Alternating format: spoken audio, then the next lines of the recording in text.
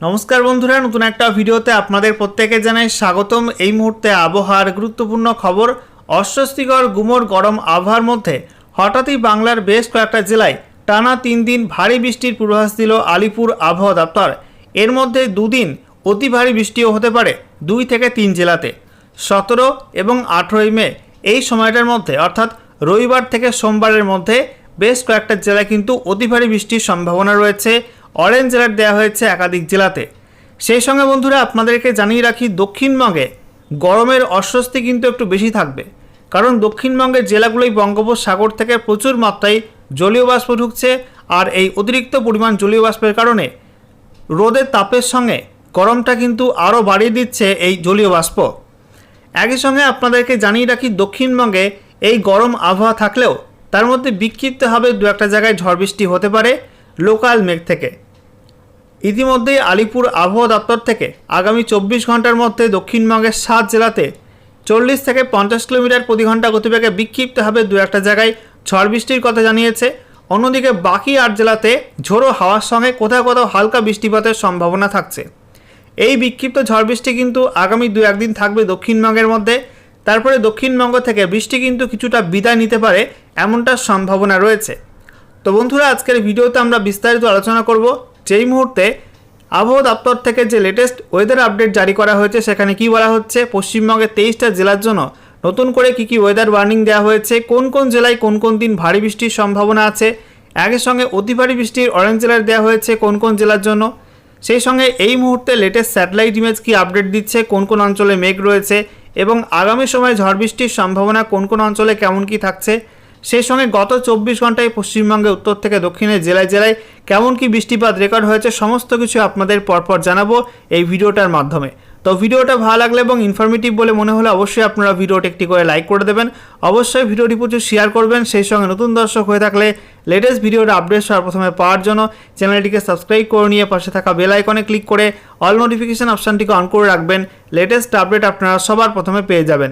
সেই সঙ্গে আপনারা আমাদের ভিডিওটি এই মুহূর্তে কোন জেলা থেকে দেখছেন অবশ্যই আপনাদের জেলার নামটি কমেন্টে লিখে জানিয়ে দেবেন, তাহলে আপনাদের জেলার আবহাওয়া সংক্রান্ত গুরুত্বপূর্ণ আপডেট আপনারা সবার প্রথমে জানতে পারবেন। বন্ধুরা শুরুতে আমরা দেখে নেব আজকে এই মুহূর্তে লেটেস্ট স্যাটেলাইট ইমেজ অর্থাৎ উপগ্রহ চিত্র কি আপডেট দিচ্ছে। আমরা দেখতে পাচ্ছি এই মুহূর্তে দেশের বিভিন্ন অংশে কিন্তু বিক্ষিপ্ত বজ্রগর্ভ মেঘ ছড়িয়ে ছিটিয়ে আছে, তবে বেশি পরিমাণ মেঘ রয়েছে ওড়িশার মধ্যে, সংলগ্ন মধ্য ভারতের কিছু কিছু অংশে এবং দক্ষিণ ভারতের একাধিক রাজ্যে ভারী বজ্রগর্ভ মেঘ রয়েছে। অন্যদিকে আমরা দেখতে পাচ্ছি গাঙ্গেয় পশ্চিমবঙ্গে কিন্তু গতকালের মতো মেঘ নেই, তবে বিক্ষিপ্ত কিছু মেঘ উত্তর ওড়িশার কাছে তৈরি হয়েছে এবং ঝাড়খণ্ডের মধ্যেও তৈরি হয়েছে।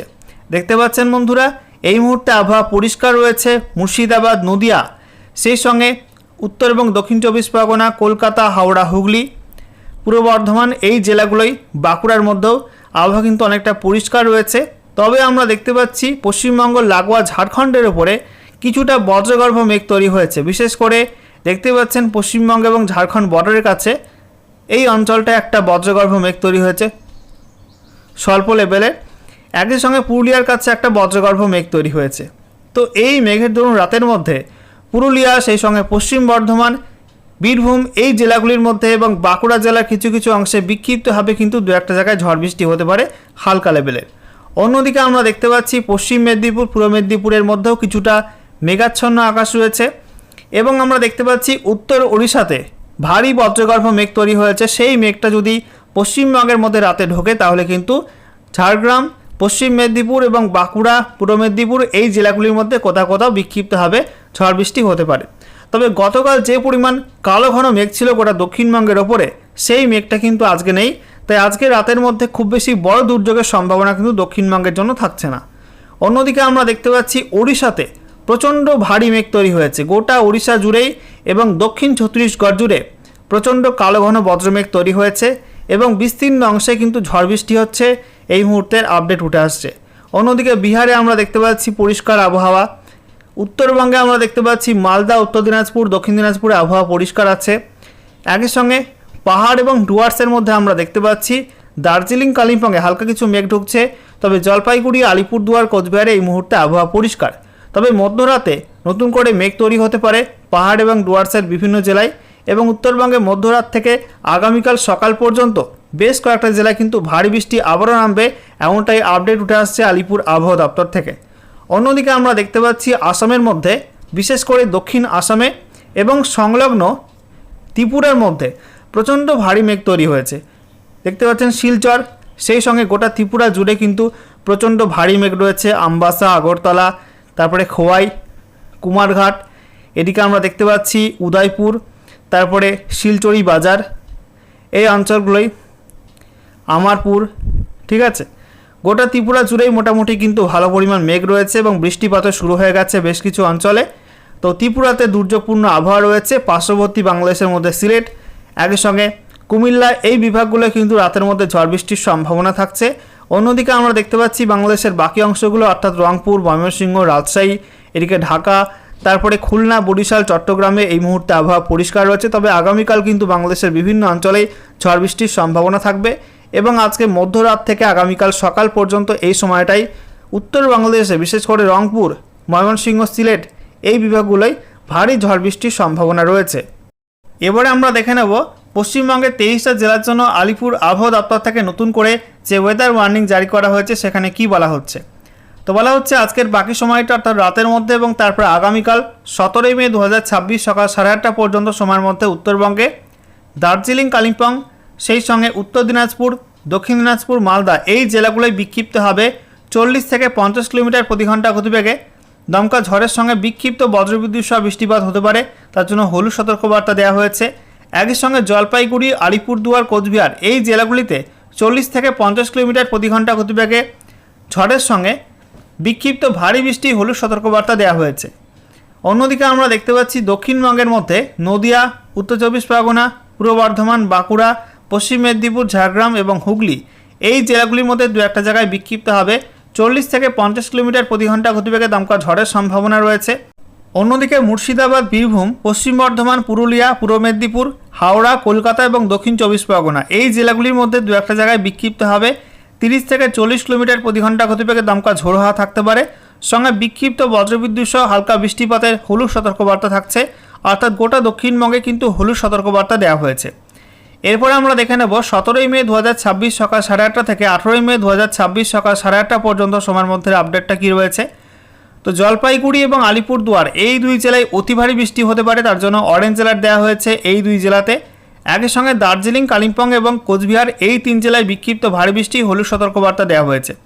এছাড়া উত্তর দিনাজপুর, দক্ষিণ দিনাজপুর, মালদা এই জেলাগুলোই ভারী বৃষ্টির সম্ভাবনা নেই, তবে বিক্ষিপ্ত ঝড় বৃষ্টি হতে পারে এবং উত্তরবঙ্গের প্রত্যেক জেলাতেই বিক্ষিপ্ত হবে 40 থেকে 50 কিলোমিটার প্রতি ঘন্টা গতিবেগে ঝড়ের সম্ভাবনা থাকছে। অন্যদিকে দক্ষিণবঙ্গে আমরা দেখতে পাচ্ছি মুর্শিদাবাদ, নদিয়া, সেই সঙ্গে উত্তর 24 পরগনা, বীরভূম, পশ্চিম বর্ধমান, পুরুলিয়া এবং ঝাড়গ্রাম এই জেলাগুলোই বিক্ষিপ্ত হবে কোথাও কোথাও 40 থেকে 50 কিলোমিটার প্রতি ঘন্টা গতিবেগে দমকা ঝড়ের সঙ্গে বিক্ষিপ্ত বজ্রবিদ্যুৎ সহ বৃষ্টিপাতে হলুদ সতর্কবার্তা দেওয়া হয়েছে। অন্যদিকে বাঁকুড়া, পূর্ব বর্ধমান, হুগলি, হাওড়া, কলকাতা, দক্ষিণ 24 পরগনা, পূর্ব মেদিনীপুর এই জেলাগুলির মধ্যে এবং পশ্চিম মেদিনীপুর জেলার মধ্যে বিক্ষিপ্ত হবে কোথাও কোথাও 30 থেকে 40 কিলোমিটার প্রতি ঘন্টা গতিবেগে দমকা ঝোড়ো হাওয়া থাকতে পারে, সঙ্গে বিক্ষিপ্ত বজ্রবিদ্যুৎ সহ বৃষ্টিপাতে হলুদ সতর্কবার্তা দেওয়া হয়েছে। আচ্ছা, এরপর দেখুন বন্ধুরা, বলা হচ্ছে 18 মে 2026 সকাল 8:30 থেকে 19 মে 2026 সকাল 8:30 পর্যন্ত সময়ের মধ্যে উত্তরবঙ্গে ভারী বৃষ্টি কিন্তু কিছুটা কমবে, তবে পুরোপুরি কিন্তু বন্ধ হবে না। জলপাইগুড়ি এবং কোচবিহার এই দুই জেলায় বিক্ষিপ্ত ভারী বৃষ্টি হলুদ সতর্কবার্তা দেওয়া হয়েছে। একই সঙ্গে উত্তরবঙ্গের প্রত্যেক জেলাতেই বিক্ষিপ্ত হবে 40 থেকে 50 কিলোমিটার প্রতি ঘন্টা গতিবেগে দমকা ঝড়ের সঙ্গে বিক্ষিপ্ত বজ্রবিদ্যুৎ সহ ঝড় বৃষ্টি হলুদ সতর্কবার্তা থাকছে।